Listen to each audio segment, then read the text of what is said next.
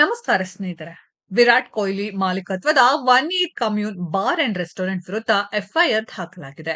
ಪ್ರತ್ಯೇಕ ಸ್ಥಳ ಮೀಸಲಿಡದೆ ಧೂಮಪಾನಕ್ಕೆ ಅವಕಾಶ ನೀಡದಕ್ಕಾಗಿ ಬೆಂಗಳೂರಿನ ಕಸ್ತೂರಬಾ ರಸ್ತೆಯಲ್ಲಿರುವ one eight commune bar and ರೆಸ್ಟೋರೆಂಟ್ನ ಮ್ಯಾನೇಜರ್ ಹಾಗೂ ಸಿಬ್ಬಂದಿ ವಿರುದ್ಧ ಎಫ್ಐಆರ್ ದಾಖಲಾಗಿದೆ.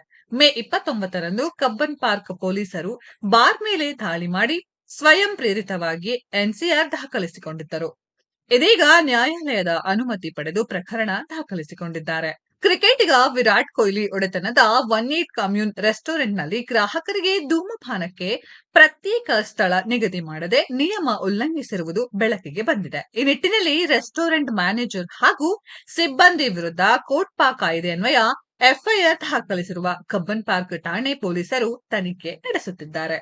ಕಸ್ತೂರಬಾ ರಸ್ತೆಯಲ್ಲಿ ಸುಮಾರು 1800 ಚದರ ಮೀಟರ್ ವಿಶಾಲ ಪ್ರದೇಶದಲ್ಲಿ ಐಷಾರಾಮಿ ಒನ್ ಈಟ್ ಕಮ್ಯೂನ್ ರೆಸ್ಟೋರೆಂಟ್ ಕಾರ್ಯಚಟುವಟಿಕೆ ನಡೆಯುತ್ತಿದೆ.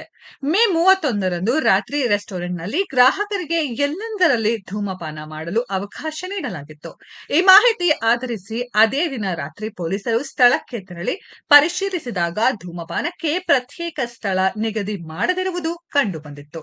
ಈ ನಿಟ್ಟಿನಲ್ಲಿ ಕೋಟ್ಪಾ ಕಾಯ್ದೆ ಅನ್ವಯ ರೆಸ್ಟೋರೆಂಟ್ ಮ್ಯಾನೇಜರ್ ಹಾಗೂ ಸಿಬ್ಬಂದಿ ವಿರುದ್ಧ ಪ್ರಕರಣ ದಾಖಲಿಸಲಾಗಿದೆ.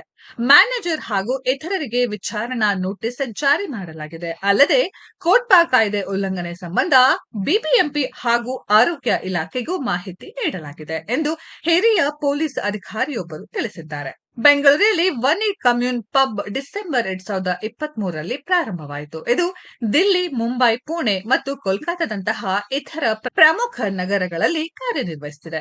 ಸ್ನೇಹಿತರೆ, ಇದರ ಬಗ್ಗೆ ನಿಮ್ಮ ಅನಿಸಿಕೆಯನ್ನ ಕಾಮೆಂಟ್ ಬಾಕ್ಸ್ ಅಲ್ಲಿ ಕಾಮೆಂಟ್ ಮಾಡಿ. ಈ ವಿಡಿಯೋ ಇಷ್ಟ ಆಗಿದ್ರೆ ಲೈಕ್ ಮಾಡಿ, ಶೇರ್ ಮಾಡಿ, ಚಾನೆಲ್ ನ ಸಬ್ಸ್ಕ್ರೈಬ್ ಮಾಡಿ, ಪಕ್ಕದಲ್ಲಿ ಇರೋ ಬೆಲ್ ಐಕಾನ್ ನ ಹಿಟ್ ಮಾಡಿ. ಮುಂದಿನ ವಿಡಿಯೋದಲ್ಲಿ ಭೇಟಿಯಾಗೋಣ. ಧನ್ಯವಾದಗಳು.